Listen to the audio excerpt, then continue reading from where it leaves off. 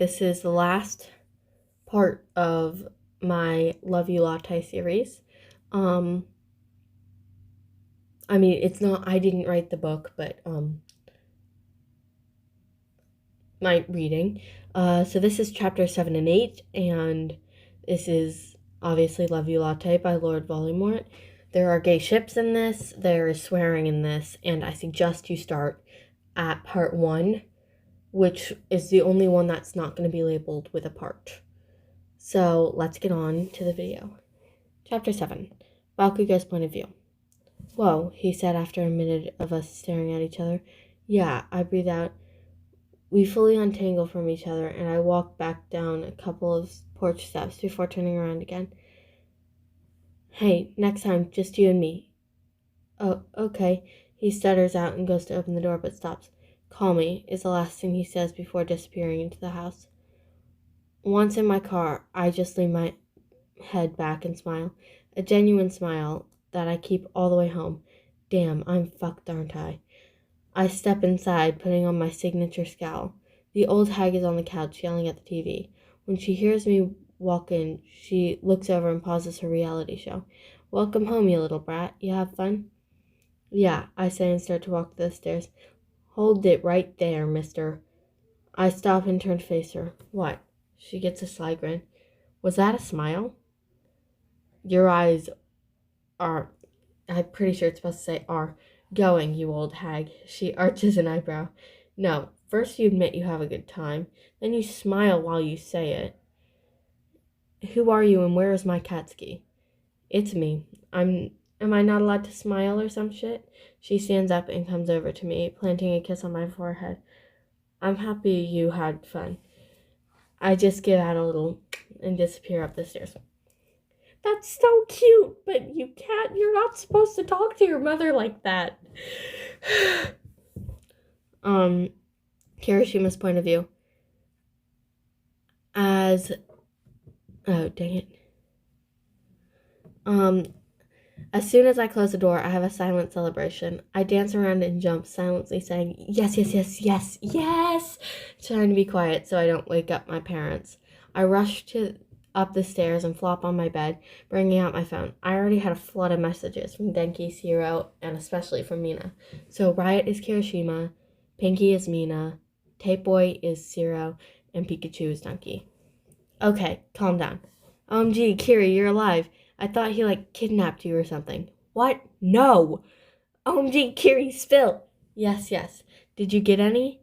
There might have been a little something. Our boy is growing up! Please tell me you're still a virgin. Kimmy? No. OMG, I'm still pure. Wouldn't it take longer than that anyways? You'd be surprised. Stop! Oh my god. Kiri, spill it already.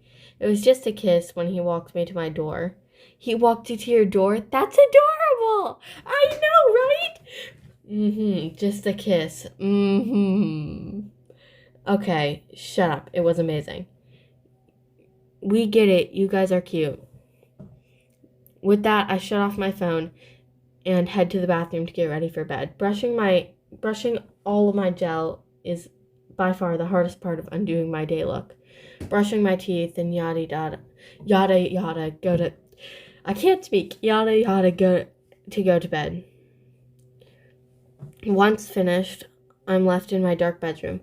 My phone above me open to me and Bakugo's messages. Is it too soon to text him? I can send him a nice goodnight text, right? Yeah, I'm gonna do it. Good night, Bakugo. Wait, oh no. Was that heart too much? Oh, I just realized it. I did it without thinking. I can't take it back now. But what if it's too fast and he freaks out? And it freaks him out. Just then my phone pings, getting me out of my spiral. Kiri, sweet dreams.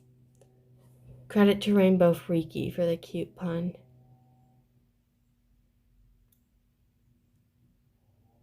Oh, I hope you don't mind me using it. OMG, he returned the heart. And was that a pun? Shut up. Laughing to myself, I shut off my phone and drift off to sleep. The next time skip to the next morning. Bakugo's point of view. I woke up to my blaring alarm clock, smacking that shit real quick to make it shut up. Today was Thursday, so I don't have to work, but I do have some schoolwork to do. I may have neglected to mention this is a university AU, kinda. That's just their age and why they aren't going to UA together. It's not very significant other than that. Sitting at my desk, I open my laptop and binder and start taking notes. I have an exam soon, and I need to start studying and cramming for that. Cramming does not help. After a while, the old hag knocks on my door. Come in, I grunt out. You want some lunch? I made sandwiches. Yeah, I say, not looking up from my laptop. She disappears. I hear her make her way down the stairs. Moments later, a plate is set next to me on the desk. I wait for her to leave, but she lingers near me. What? I say irritably. I was just wondering what made my little Katsuki smile last night. She said, ow, raising an eyebrow suggestively. Nothing, just went out.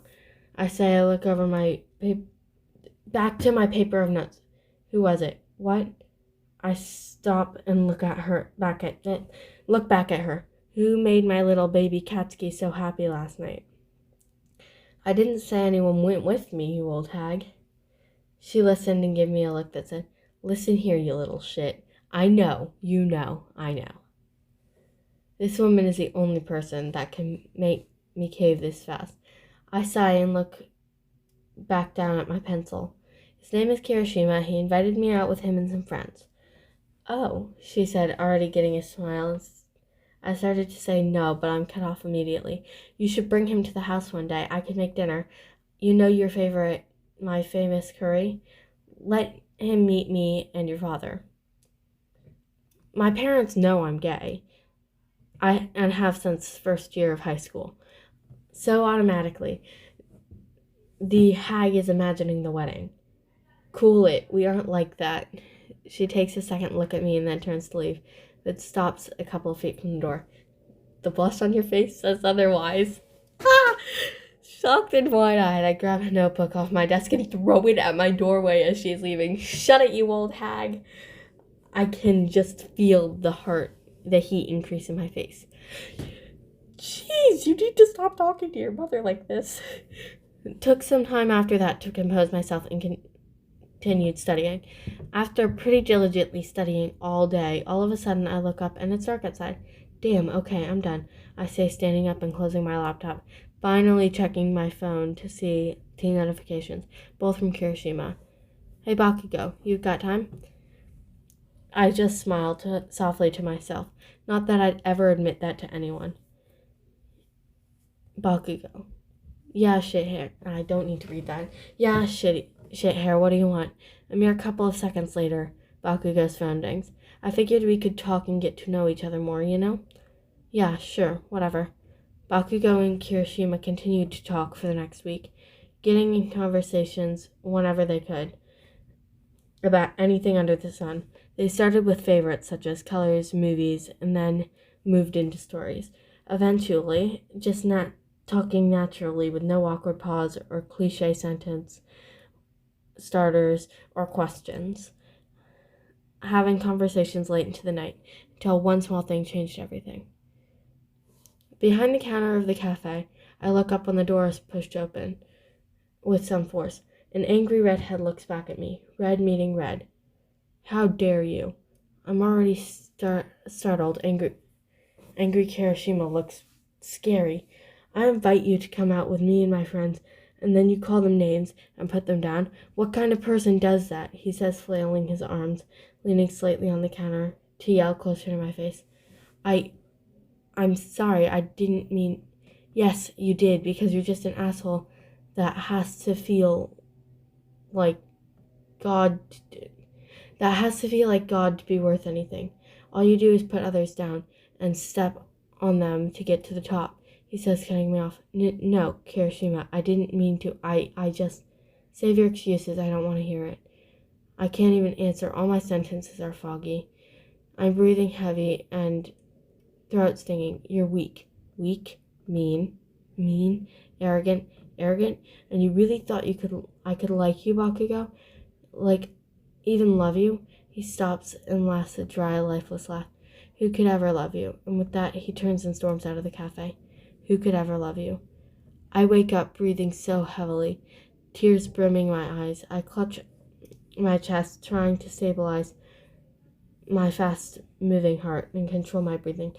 Fuck, his words just keep cycling through my head. I knew all of that already, so why does it hurt so much?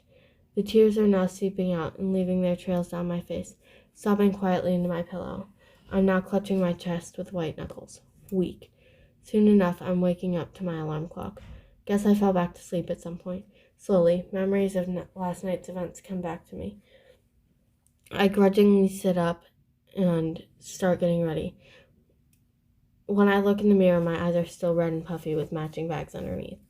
Dried streams on my cheeks. Damn it, I mumble, starting to turn the water on and wash my face. I'm gonna go to the cafe and get a coffee, then hit the gym. I don't have to work, but their coffee is good, even though I would never tell any of my coworkers that. I feel like shit after the night I had, so I'm not trying today. Throwing on jeans and a black t-shirt, my favorite sweatshirt and combat boots, grabbing my phone, wallet, keys, and gym bag before heading out. I pop in my earbuds and listen as I walk to the cafe. I walk in to see Shinsa behind the counter today. Welcome to, Bakugo. You don't have a shift today, do you? He says, scanning me with tired eyes. I'm just here for a damn coffee. You got a problem with that? I say with a snarl. Nope. He shrugs and starts to make my usual black coffee. I love Shinsa with my entire being. So you go from snapping at him to love him. Wow. Handing over my steaming hot coffee, he adds, You look more tired than I do. Great. I think I'd be dead if that were true, I state as I make my way to the small table near the window. Just relaxing for a minute to semi-enjoy my coffee when I see it. That spike of red hair. No, no, no, no, no, no. The door opens, and of course, it's the one and only red-headed, shitty hair, cute idiot himself. He glances around and spots me, a smile appearing on his face instantly. Oh no, he's coming over. Hey man, I didn't know you actually came here. Oh, yeah, I said, looking at the window. Mind if I sit with you? Who could ever love you? Aren't you gonna go get your milkshake first? I say, irritated. Nah, dude, he says, taking a seat across from me. After a minute of silence, feeling Kirishima's eyes boring into me, he finally speaks. Hey, are you okay? He asks. I sit up and see concern in his eyes. I didn't sleep well, I state simply. You look really tired and kind of pale. Are you sure you weren't sick? He leans towards me and puts his back of his hand on my forehead. Automatically, my face heats up. What the hell do you think you're doing? I snap at him. I see him flinch at my harsh tone. Mean. I wanted to make sure you're feeling well, that's all. He says with a small smile. I just let out a, What are you doing after this? He asks, leaning forward on his hands, squishing his face up a little. Cute. Going to the gym. You can't go to the gym when you're this tired. It's dangerous, he says, concerned. Well, what do you suppose I do then, genius? Well, you could come with me. That's definitely not what I was expecting. What? I say, staring into his beautiful blood-red eyes. I'm not doing anything today, so come back to my house with me. We could play video games, watch a movie, or just chill, he says, smile expanding and somehow getting brighter. Fuck. Sure, I say, acting uninterested, but holy fuck. Did you walk here? He says as I go throw my coffee cup. Yeah. He holds the door open for me and waves goodbye to Shinso. I did too. My house isn't far from here, he says with a slight bounce in his step. I know, idiot. I drove you home. Oh yeah. He. Who says that? On the walk to his house, he rambles on and on about different things. I just listen and nod along. He stops abruptly in the middle of his sentence. Are you okay? Really? Yeah, shit hair, I grunt out. You seem kind of out of it. You aren't as quick to say your little remarks as usual. You seem really tired and irritated. He's looking down, fidgeting his hands nervously. I said I'm fine. Drop it. He seems sad. Fuck. I hesitantly grab his hand.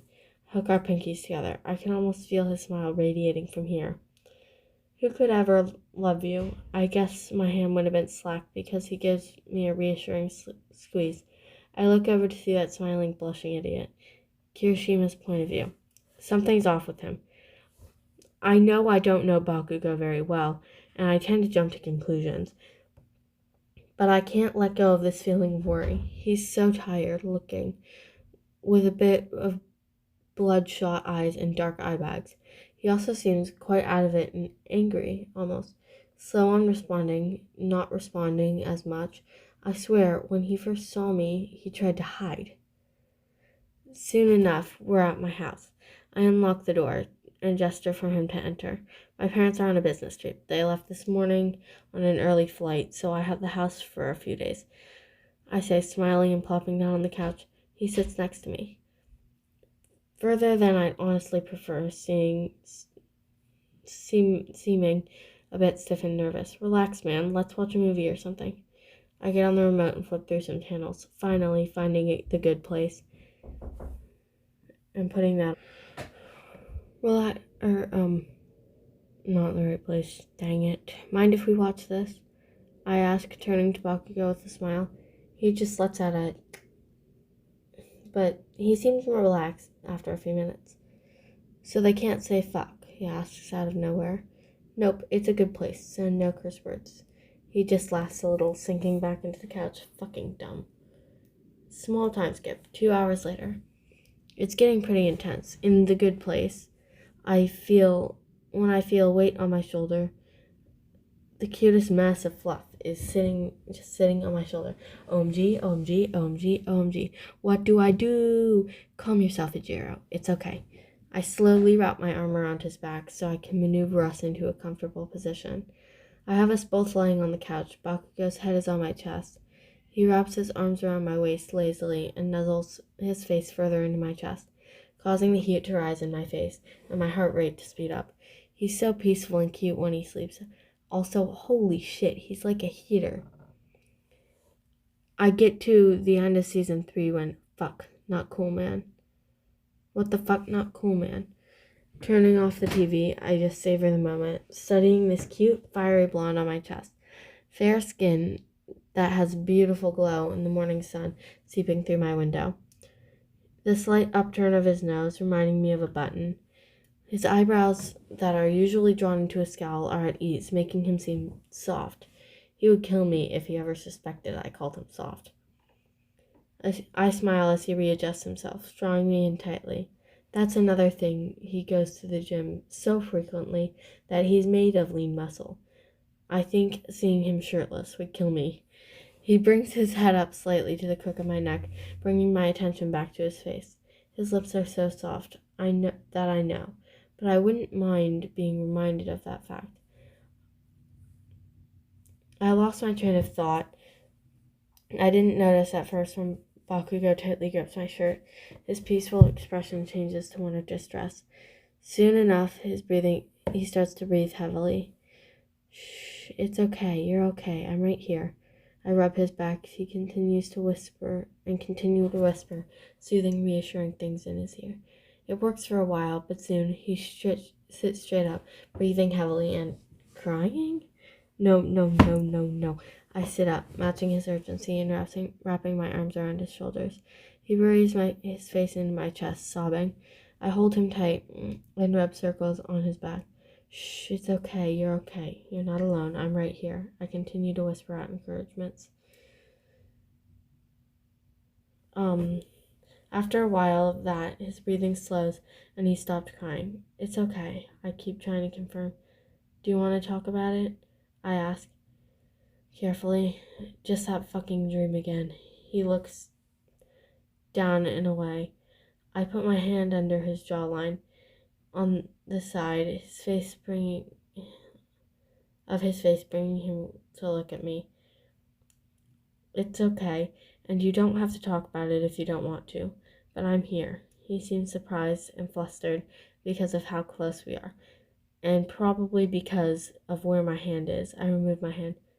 Sorry, it's just this dream. About what? I ask gently. You. Alright, so chapter 8.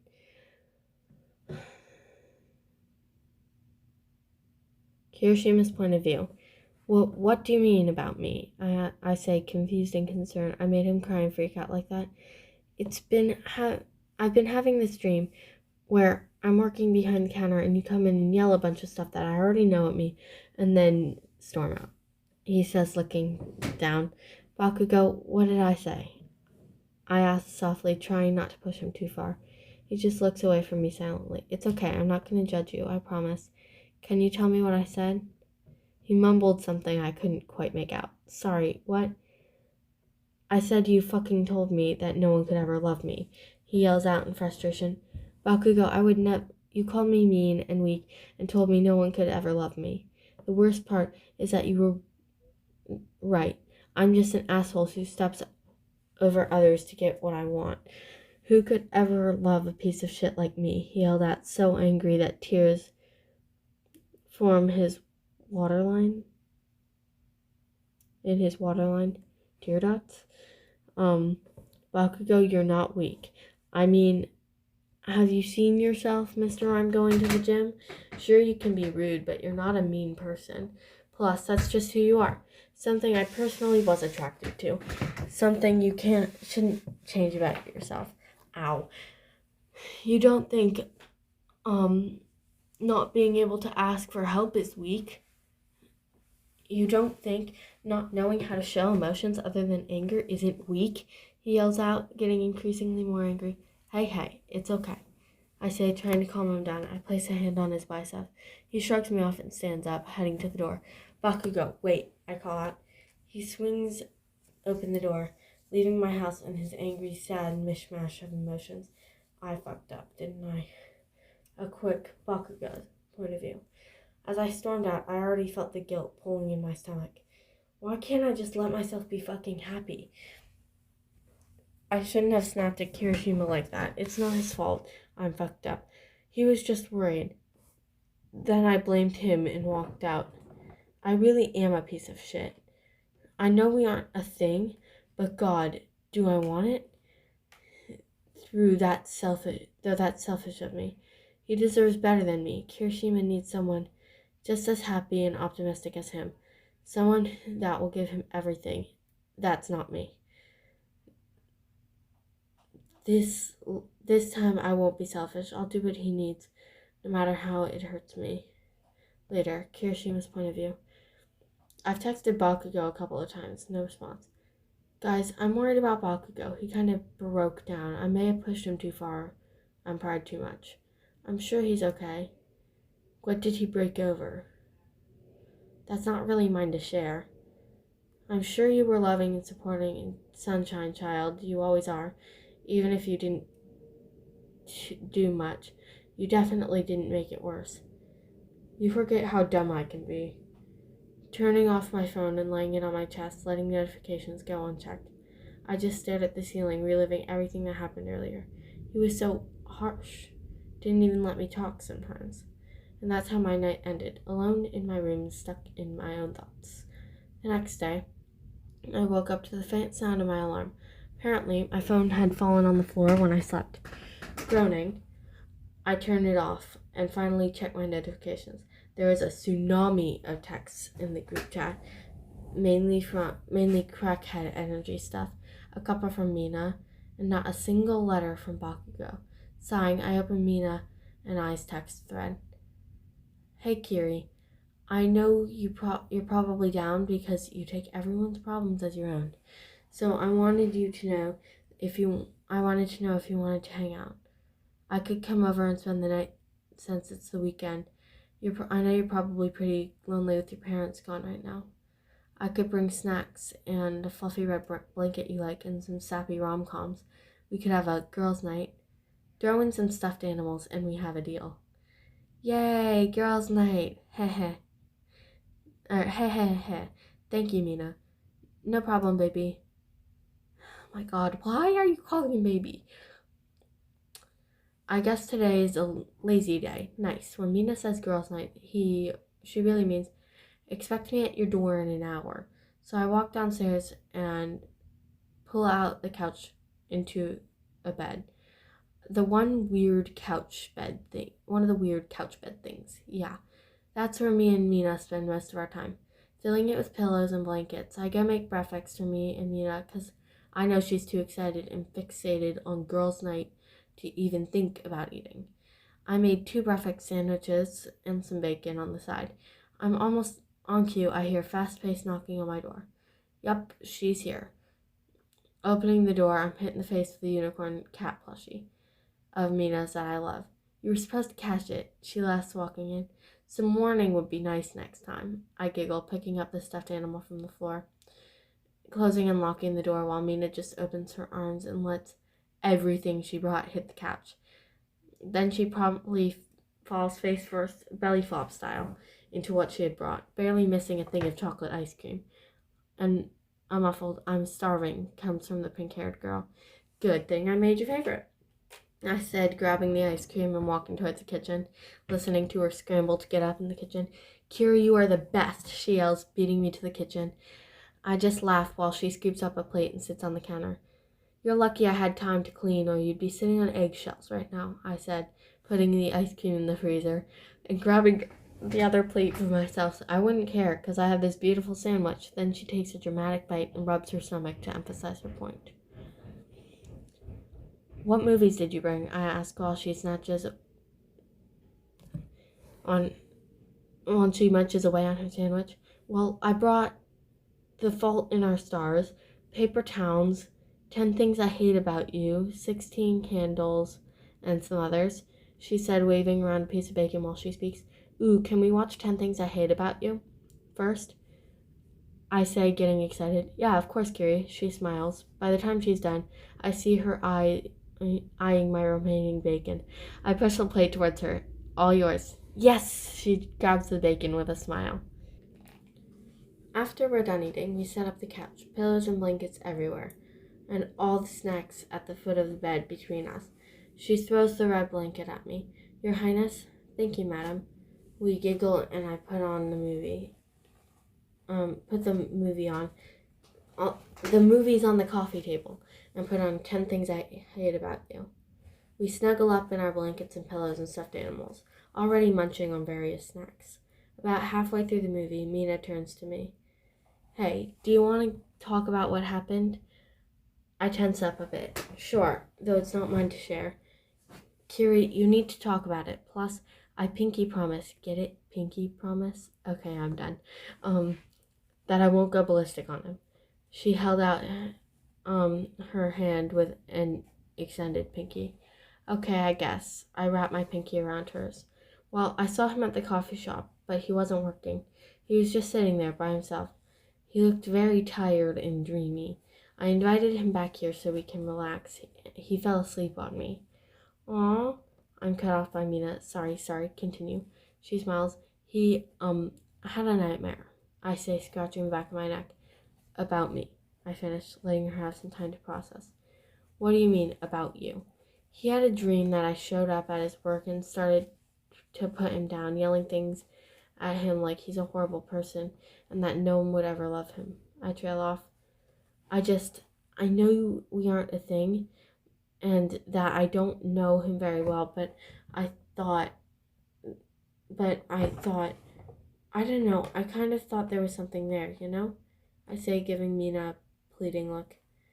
"Kiri, the way he softens around you, the way he looks at you, I know that you have something very special. Love at first sight, I think," she said, soothingly placing a hand on my bicep. "You could just say my shoulder." "You think?" "Of course I do, Kiri. Every relationship is going to have ups and downs." Or my arm. "You're just hitting a speed bump right now. But you are like a big off-roading truck. You hit that, so that speed bump ain't shit." She laughs at her analogy. "Really?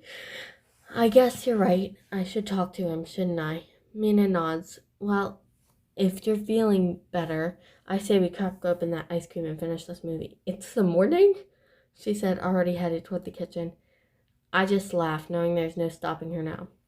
Over the Next couple of days, Kirishima had tried to get in contact with the blonde. At first, he got left on red. Soon enough, he didn't even get that. At this point, it had almost been a full week, no contact. Kirishima had even kept his routine on going to the cafe. And nothing.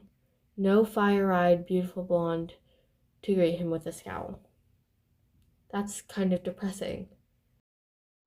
Bakugo's point of view. I was serious when I said I'm not going to be selfish this time. Kirishima deserves better, so I'm making sure that happens. The faster he forgets about me, the faster he'll find the right person. So that means no texting back, no checking what he said, no working the counter. Of course, he missed imagining that smile as they texted. And, of course, in a perfect world, he would have the redhead in his arms. At this point, perfect world would be where I never met this stupid redhead to begin with.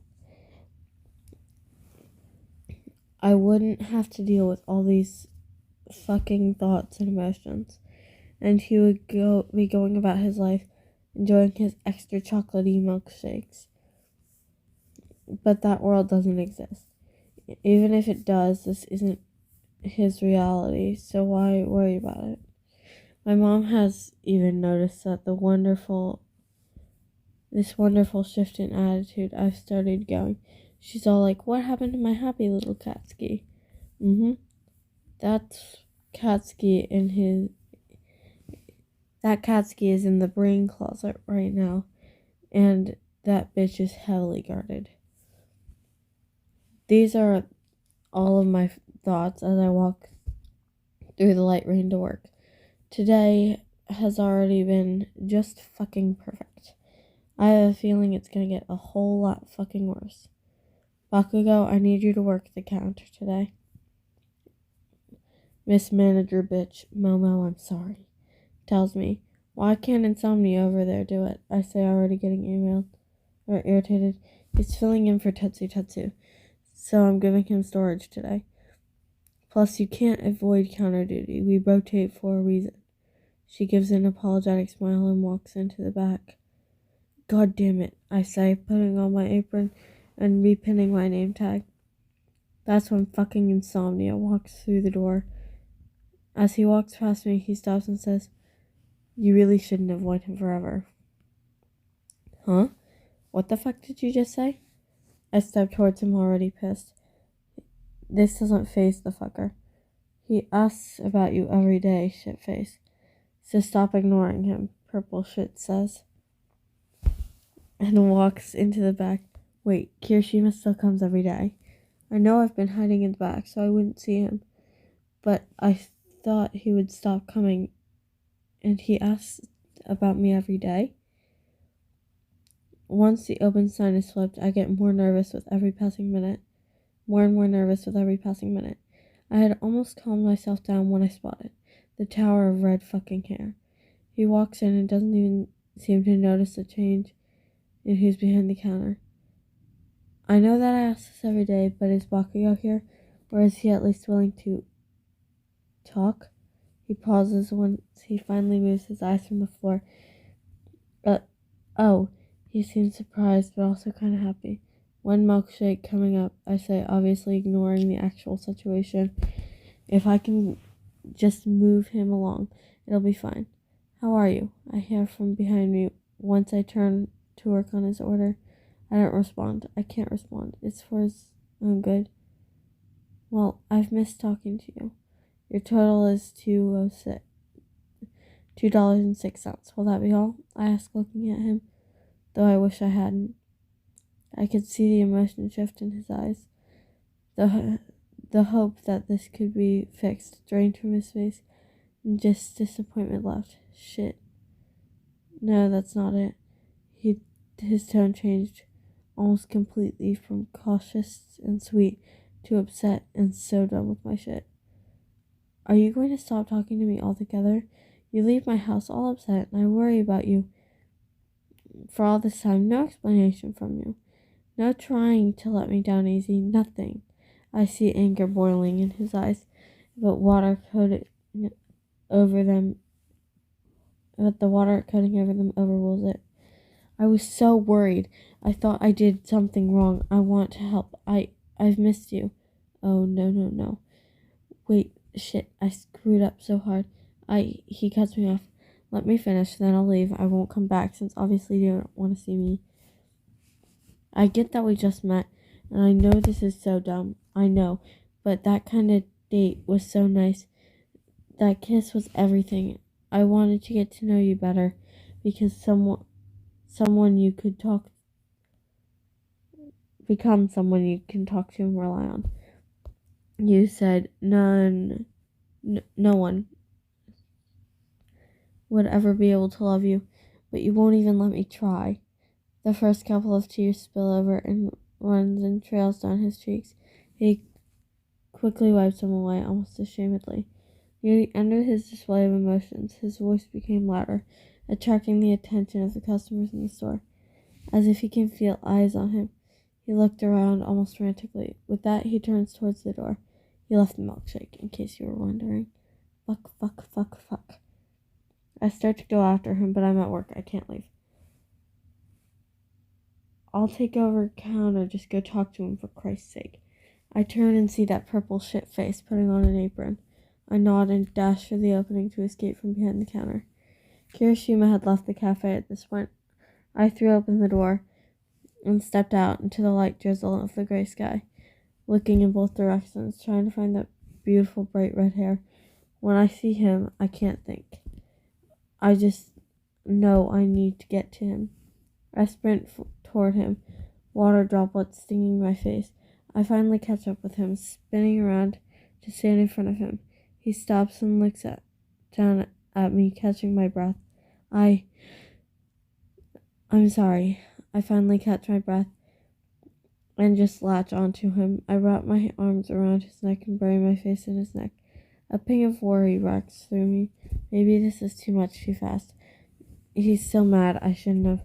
A pair of arms wrapped tightly around my waist, and it immediately calms me. We stand there like that for a while, but eventually I pull back, seeing tears still trickling down his face. I slowly brush them away with my thumb. Don't cry, dumbass, I laugh. I can't help it, he chuckles, and wipes his face with a smile.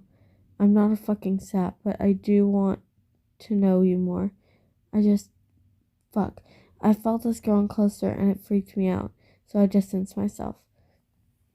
I looked down some, not wanting to look into his eyes. If I did it for you in a way, I figured you deserved better than this, I motioned to myself. Bakugo, what do you mean? You're amazing, he says, seeming confused. Like I said that day at your house, I'm just an asshole. So I tried to distance myself so you could move on and find someone better suited to you, I finished. Bakugo, I'd say you're perfectly suited for me, he says, cupping my cheek and pulling my face back up to meet his lips. Just like the last time, the kiss was perfect, and I wouldn't change it for the entire world. The end. So I hope you guys enjoyed this, and I'll see you soon. I might do more readings like this. So I'll see you when I see you. Bye.